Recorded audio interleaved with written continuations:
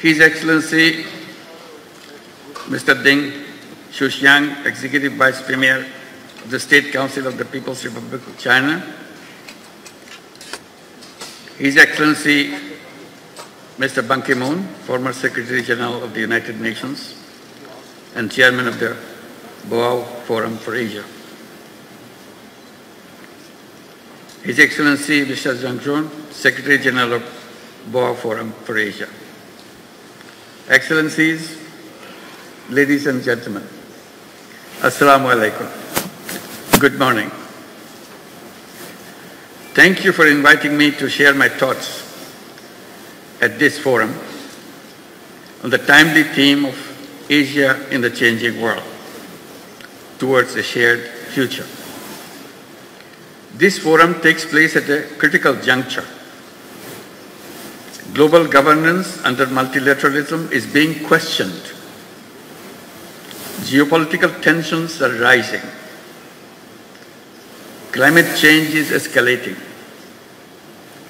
Debt burdens are unsustainable. Humanitarian crises are growing. Political will for development cooperation is weakening.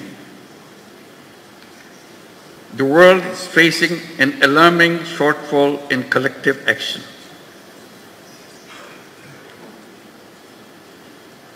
In the past, I attended this forum to share insights on microcredit.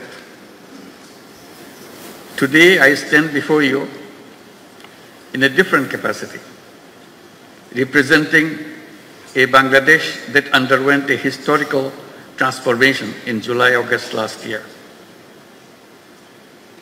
The world witnessed a people united against oppression and corruption.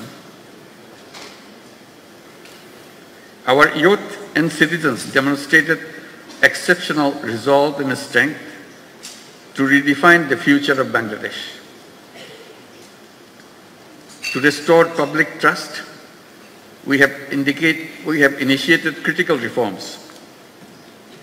Independent commissions have been launched to reform the electoral system, judiciary, civil administration, law enforcement.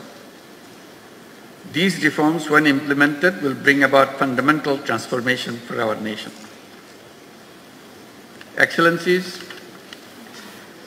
as we build a new Bangladesh, we face multiple challenges which are shared by other Asian countries. In particular, global financial market instability, political uncertainties, diplomatic tensions, and trade disruptions create volatility.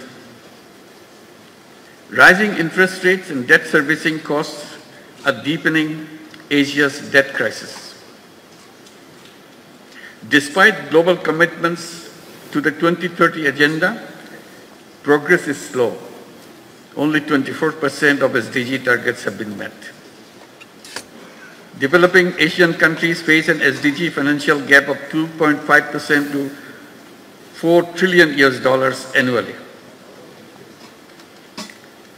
Beyond SDG financing, Asia also needs large-scale investments in infrastructure and economic diversification through responsible financing. Food security is under increasing pressure. Rising prices of essential commodities are straining household budgets, especially for low-income families. Climate change and natural disasters are exacerbating this crisis. The strengthening food supply chain is essential. Energy security is critical, especially for net importing developing countries. Energy supply disruptions drive inflation, economic instability, and debt distress. We must find sustainable energy solutions and scale up investments in renewables. Investing in health and education is critical and crucial for human capital development. A well-educated, skilled workforce drives economic growth and innovation. Countries that invest in universal healthcare see better economic productivity. Digital education, vocational training must be expanded to equip our youth for the jobs of the future. Distinguished audience, our civilization is at risk as we continue to embrace self-destructive economic values. The dominant economic model thrives on limitless consumption. It justifies over-extraction of resources and environmental degradation in the name of growth. We must shift towards sustainable economic models that prioritize people and the planet over the profit. The climate crisis poses an existential threat to humanity. In Asia-Pacific region, climate disaster-related economic losses are already enormous, which is equivalent to $65 billion. Climate vulnerable countries like Bangladesh are forced to divert resources towards disaster response, limiting investments in productive sectors. We need new, additional, accessible, non-ODA, non-debt creating grant-based climate finance with an equitable distribution between adaptation and mitigation. Universal access to life-saving medicines and technologies must be guaranteed. The COVID-19 pandemic was a wake-up call, highlighting deep inequalities in global health system. Asia should take a united stand in ongoing negotiation of the pandemic treaty. Rapid strides in the data-driven technology, robotics, quantum computing, artificial intelligence are shaping the world.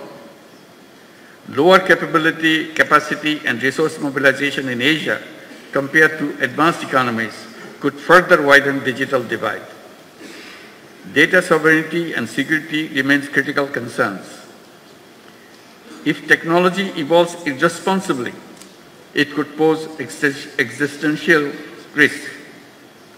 Asia must close the digital divide and build regional capacity in technology, innovation, and incubation. Ladies and gentlemen, Asian cultural diversity, with its rich tapestry of languages, traditions, philosophies, customs, is a testament to the resilience and creativity of human civilization.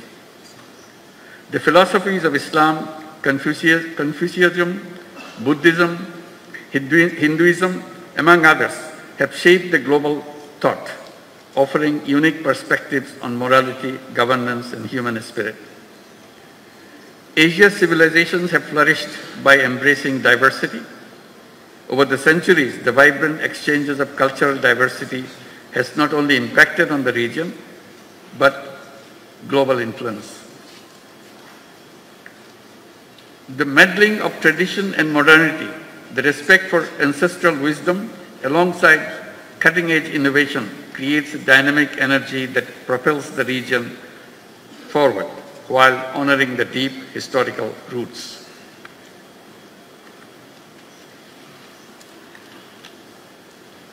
Asia's demographic dividend presents immense potential. A growing workforce, particularly young people, can drive innovations and productivity. We must provide them access to finance for entrepreneurship and sustainable solutions. Investing in human capital and in education system aligned with the evolving global job market will shape Asia's future competitiveness. Women's labor force participation in Asia remains low. Gender gaps persist in leadership and decision making. We must remove barriers to women economic empowerment and ensure equal access to opportunities. In today's polycrisis world, wars and conflicts erode rights and disrupt economics. The genocide in Gaza continues despite global condemnation. The crisis in Palestine is not just an Arab or a Muslim concern, it is a humanitarian issue. The continued tension in Ukraine is heavily tolling on our global supply chain. The protracted crisis in Myanmar threatens regional stability. For more than 7 years, Bangladesh has been hosting over 1.2 million forcibly displaced Rohingyas who are Myanmar nationals. We continue to bear significant social, economic, and environmental costs. The UN Secretary General recently visited the camps in solidarity. While global efforts are drastically shrinking but continuing, Asian leaders must come together to ensure their safe and dignified repatriation to their home country, Myanmar. Distinguished audience, in this changing world, the destinies of Asian countries are intertwined. We must chart a clear roadmap for a shared future and a shared prosperity.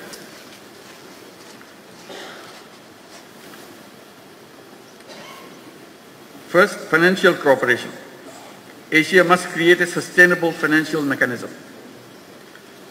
Regional MDBs and similar institutions should lead this effort. We need reliable funds that address our challenges and meet our growing demands. Second, trade cooperation. Asia remains one of the least integrated regions. This weak integration stifles investment and trade. We must work to boost trade cooperation immediately. Third, food and agricultural cooperation. We must promote resource-efficient farming. Domestic production must be enhanced for food security. We need to reduce imports reliance and achieve self-sufficiency. Expanding tech-based sustainable agricultural solutions and innovations in regenerative and climate-smart farming is key. Finally, mobilizing intellectual resources and youth power must be at the center of our collective actions. We must lay the foundation for a new civilization, a self-preserving and self-reinforcing society. We must create a world of 3 zeros: zero net carbon emission, zero wealth concentration, and zero unemployment. Our economy should focus on social business, which is increasingly regarded as to chart the future of business, where innovation, purpose, and responsibility converge.